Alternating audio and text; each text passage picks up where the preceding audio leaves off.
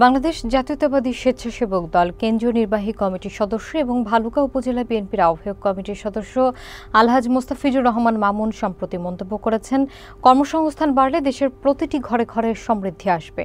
তার এই মন্তব্য দেশের বর্তমান অর্থনৈতিক পরিস্থিতি এবং বেকারত্ব সমস্যার প্রেক্ষাপটে এসেছে, যেখানে তরুণ সমাজের কর্মসংস্থান একটি বড় চ্যালেঞ্জ হিসেবে দেখা দিয়েছে। বিস্তারিত দেখুন সাইফুল ইসলামের প্রতিবেদনে।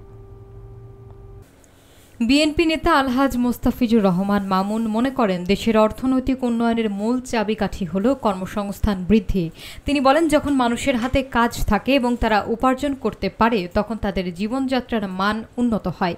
এই উন্নয়নের ফলে সামগ্রিকভাবে দেশের অর্থনৈতিক প্রবৃদ্ধি ঘটে।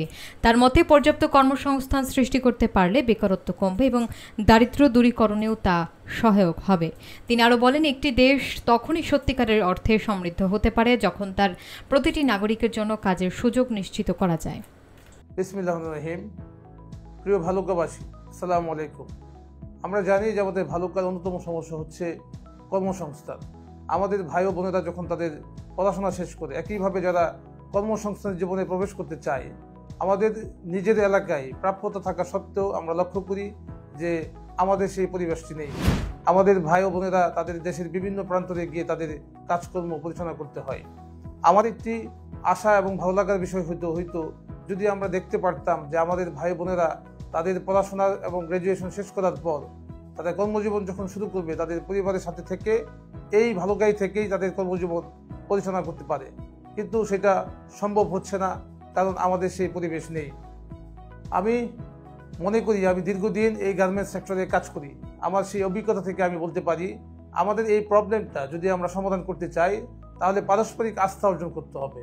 আমাদের যে কোম্পানিগুলো ভালুকাতে রয়েছে, তাদের মালিকগণ এবং কর্মকর্তাদেরকে আশ্বস্ত করতে হবে আমরা আমাদের এলাকার প্রভাব বিস্তার করব না।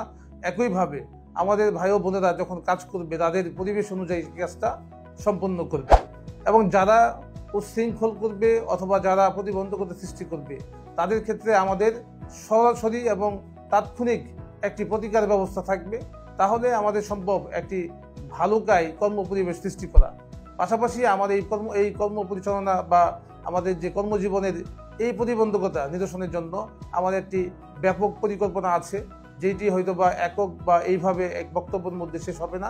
ভবিষ্যতে যদি আল্লাহ আমাদেরকে সুযোগ দেয়, তাহলে অবশ্যই আমরা আপনার এই পরিবেশ তৈরি করতে দৃঢ় সংকল্পবদ্ধ।